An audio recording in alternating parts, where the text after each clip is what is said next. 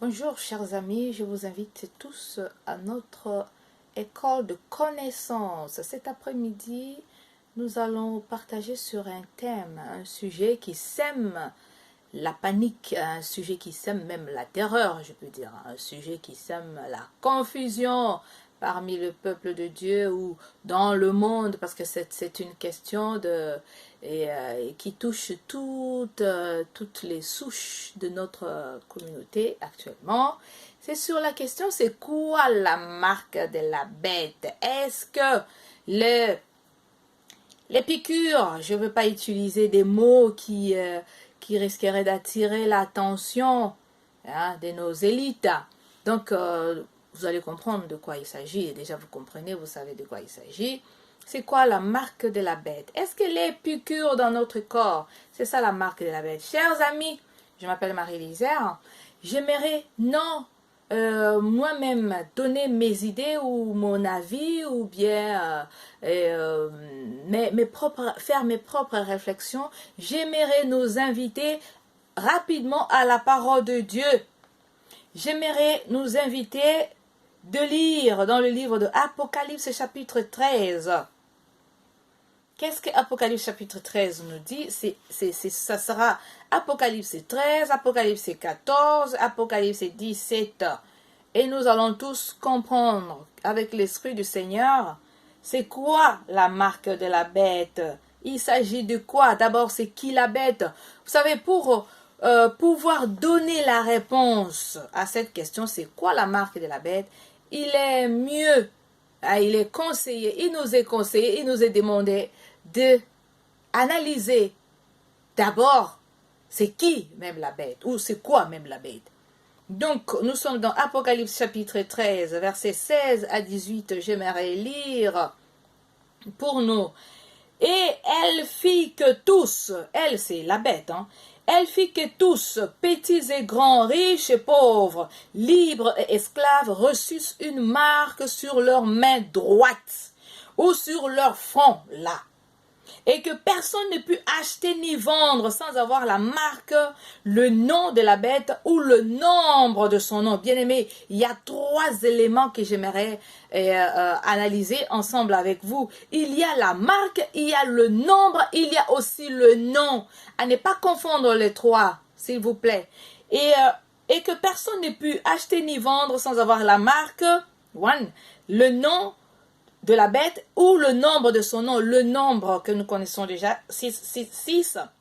C'est ici la sagesse que celui qui a de l'intelligence calcule le nombre de la bête, car c'est un nombre d'hommes et son nombre est 666. J'aime pas trop prononcer ce mot parce que spirituellement, je connais pas trop ce que ça signifie, tous les chiffres additionnés ou soustraits ou quoi, on ne sait pas ce que ça donne. Alors, Apocalypse 14, versets 9 à 10, qu'est-ce qu'on nous dit? Et un troisième ange les suivit en disant d'une voix forte, si quelqu'un adore la bête et son image, reçoit une marque sur son front ou sur sa main. On revient encore sur sa main, le front. Il boira lui aussi du vin de la fureur de Dieu, versé sans mélange dans la coupe de sa colère. Et il sera tourmenté dans le feu et dans le soufre devant les saints anges et devant l'agneau. Chers amis, la question c'est, est-ce que, laissez-moi dire ouvertement, est-ce que le vaccin, c'est la marque de la bête? Il y a un bien-aimé aujourd'hui qui m'a donné aussi son point de vue. Non, la marque de la bête, c'est le dimanche. C'est un jour que Rome nous a imposé. C'est leur marque, parce qu'eux-mêmes, ils ont dit que c'est leur marque à eux. Et voici toutes les autres religions, toutes les autres croyances. Ils adorent et célèbrent Dieu ce jour-là parce que c'est un signe de obéissance, c'est un signe de soumission à celui qui a instauré le système que les gens adorent le dimanche. Voilà, chers amis, nous sommes là dans la réflexion ou dans les réflexions pour savoir c'est quoi la marque de la bête. Doit-on prendre le vaccin ou non? Est-ce que le vaccin même, c'est le nombre 666? Est-ce que dedans, il y a une puce? Est-ce que, voilà, il y a trop de questions autour. Chers amis, c'est la Bible qui va nous donner des réponses. Ce ne sont pas des réflexions humaines, ce ne sont pas voilà, la philosophie ou les croyances personnelles. Mais les réponses sont dans la Bible. J'aimerais lire un dernier passage avant de commencer à réfléchir avec vous. C'est quoi la bête pour pouvoir comprendre c'est quoi exactement la marque? Apocalypse 17, versets 8 à 10. Praise the name of Jesus. Apocalypse 17, 8 à 10. Bien-aimés, prenons l'habitude de lire la Bible. Et la Bible, hein, la Bible en quoi? En papier, parce que bientôt tout ça, ça va disparaître. L'ange me dit, pourquoi t'étonnes-tu? L'ange, il parle à Jean qui voit cette vision dans l'île de Patmos. Pourquoi t'étonnes-tu? Je te dirai le mystère de la femme et de la bête qui la porte. La bête qui la porte. Bien aimé, pour tous ceux qui disent que voilà, la bête, c'est un homme qui va venir et c'est cet homme-là qui va nous imposer sa marque. Voilà les réponses dans la Bible. La bête, elle porte une femme assise sur une bête. C'est qui alors cette bête? Si cette femme, elle est portée par une bête, alors cette bête, c'est pas forcément un homme, c'est une bête. Mais pourquoi est-ce qu'on compare cette bête à une personne, à un personnage, à un homme? Pourquoi? Sur base de quels éléments? Nous allons comprendre. Allons-y. Et tout doucement, mais un peu, voilà, que ce soit un peu plus précis. Donc, je te dirai le mystère de la femme et de la bête qui la porte, qui a les 7 têtes et les 10 cornes. Donc, qui avait les 7 têtes et les 10 cornes, c'est la bête. La bête avait 7 têtes et sur les 7 têtes, 10 cornes. L'explication vient ensuite. La bête que tu as vue était, et elle n'est plus. Elle doit monter de l'abîme et aller à la perdition. Et les habitants de la terre, ceux dont le nom n'a pas été écrit dès la fondation du monde dans le livre de vie, s'étonneront en voyant la bête parce qu'elle était et qu'elle n'est plus et qu'elle reparaîtra. C'est ici l'intelligence qui a de la sagesse. Les 7 têtes, bien aimés, c'est ça l'explication. Nous voulons savoir, c'est quoi la bête? C'est qui la bête? C'est quoi la bête? Avant d'entamer, c'est quoi même la marque de la bête? Donc, les 7 têtes, ça c'est l'ange qui explique à Jean, l'apôtre Jean qui était dans l'île de Patmos à cause de l'évangile de Christ. Les 7 têtes sont les 7 montagnes sur lesquelles la femme est assise. Vous voyez, là ça monte de dimensions. Ce sont les 7 montagnes. Donc voilà, c'est la bête qui a les 7 têtes et sur les 7 têtes, il y a les 10 cornes. Ce sont aussi les 7 rois. Praise the name of Jesus. Ce sont aussi, écoutez ça s'il vous plaît, ce sont aussi les 7 rois. 7 rois, 7 kings. 5 sont tombés, un existe, l'autre n'est pas encore venu. Et quand il sera venu, il doit rester peu de temps. Et la bête qui était et qui n'est plus est elle-même un 8e roi. Et elle est du nombre des 7. Et elle va à la perdition.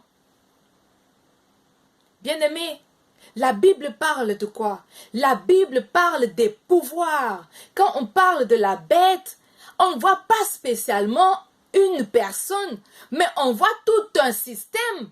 On voit tout un gouvernement.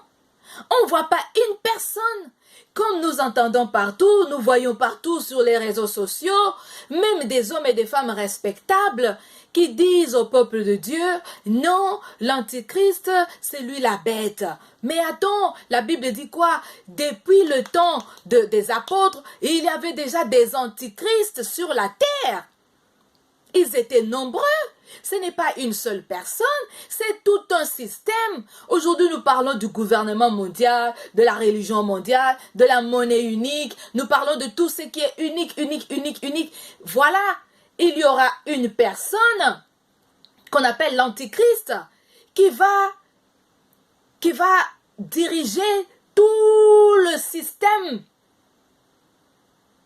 Voilà. On ne parle pas d'une personne, mais c'est le système, c'est toutes ces connexions-là. Parce que dans le système, on ne voit pas tout simplement la politique.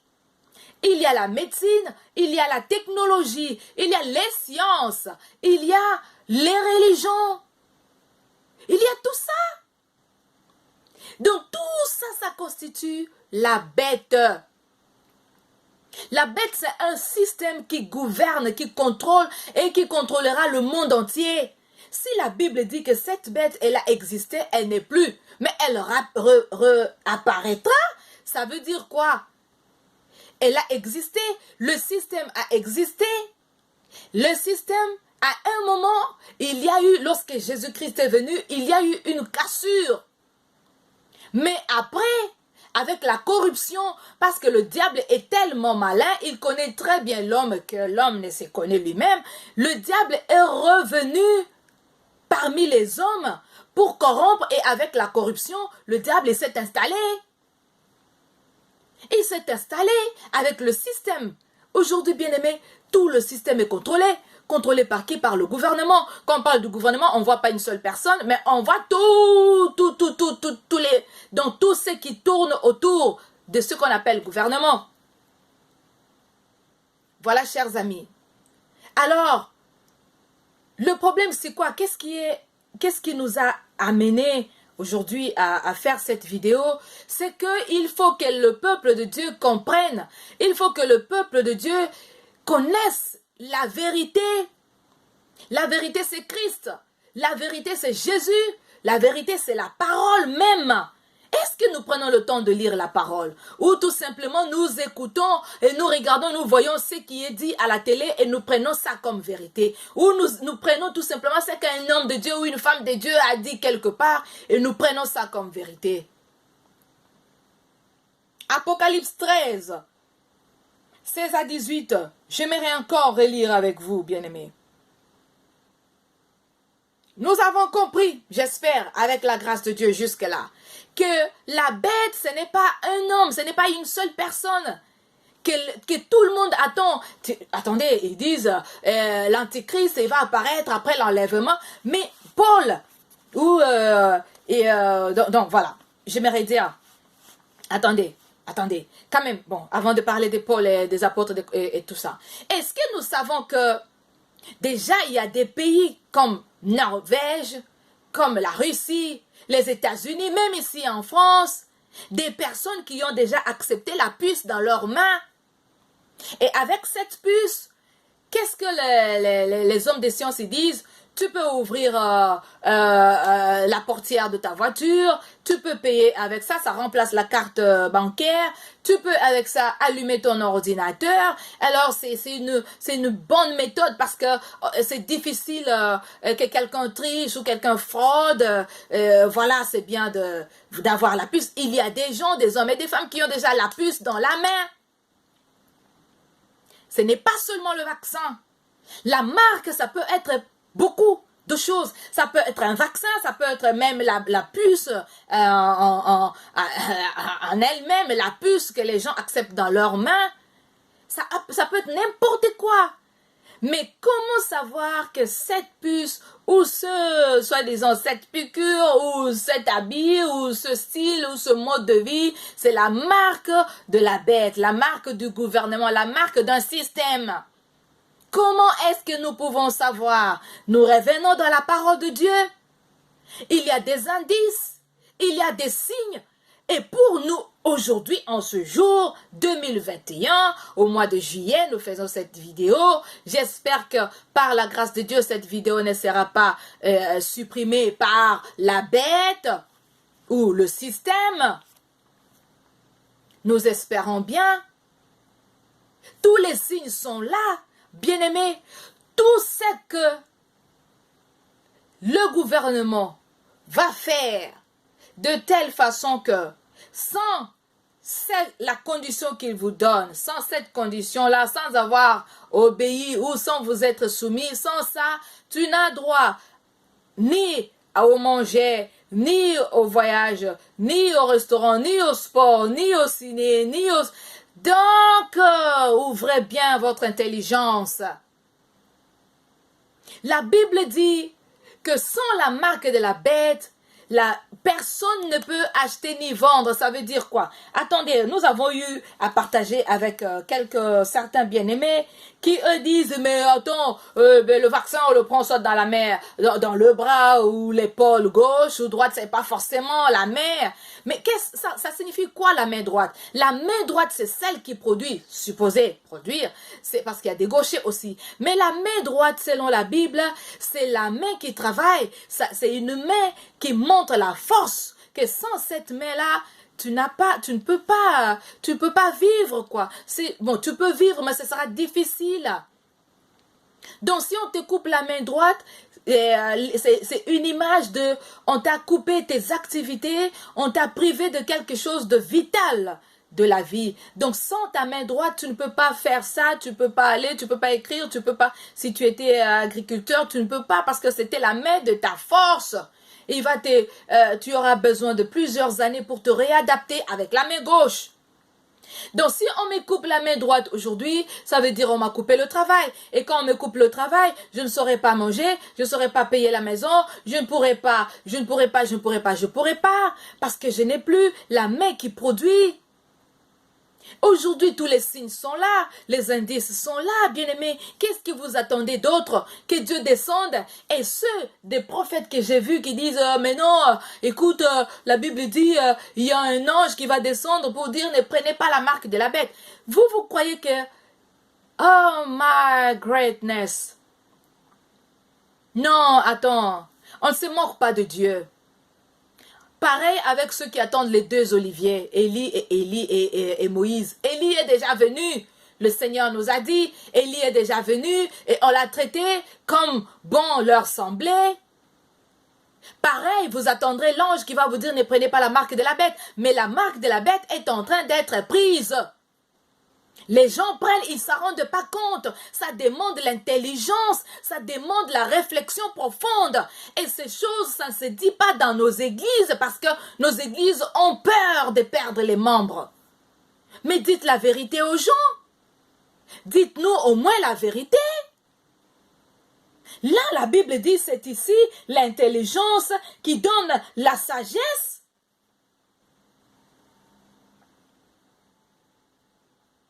Bien-aimés, vous attendrez cet ange, vous ne le verrez pas. La parole de Dieu est claire. Ne prenez pas la marque de la bête. Ça peut être tout. Ça peut être un habit, ça peut être n'importe quoi. Mais tout ce qu'on va t'imposer, l'État, le gouvernement, le système, la bête, entre guillemets, va t'imposer, soi-disant, si tu ne prends pas ça, tu ne verras pas ça. Il y a des amis qui ont dit, la marque de la bête, ça peut être aussi la monnaie, mais non. Sans la monnaie, je peux vivre. Je peux vivre comme au temps de l'Antiquité. Les gens vivaient avec le troc, l'échange. Il n'y avait pas les billets d'avion. Billets comme la monnaie, il n'y en avait pas. Mais les gens vivaient. Quelqu'un d'autre dit, c'est le passeport. Mais non, je peux décider que je ne voyage pas, je vais vivre. Mais la marque de la bête, c'est quelque chose que tu sois chômeur ou pas chômeur, tu n'as pas le droit à la vie. C'est ça, bien-aimé, ouvrez les yeux.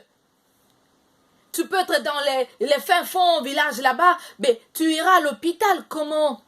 Tu vas payer ta maison, comment? Et tu vas dire, bon, moi je suis un éleveur, je suis un agriculteur, mais tu as besoin d'acheter les produits, ou c'est pas tu as besoin d'acheter quand même voilà des trucs quoi, mais tu vas faire comment parce que tu n'auras pas accès.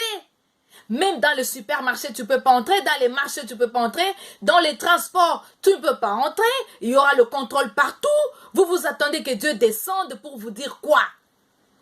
Savoir et comprendre, c'est ça la marque de la bête qui nous est imposée. Ça peut être n'importe quoi, mais nous sommes là pour que le peuple de Dieu ouvre les yeux, qu'il commence à réfléchir autour de tous ces éléments-là. Tous les signes sont là. Les indices sont là, présents, présentes. Ben voilà.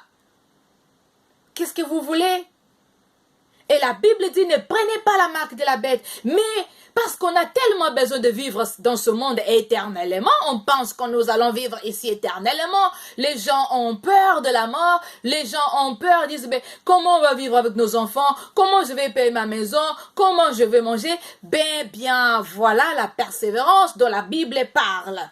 Chers amis, la marque de la bête est déjà là. L'enlèvement n'est pas encore arrivé, mais la marque de la bête est déjà là. La marque de la bête, nous avons dit, la bête c'est le système, c'est le gouvernement, donc voilà, c'est toute cette organisation qui s'élève contre Dieu.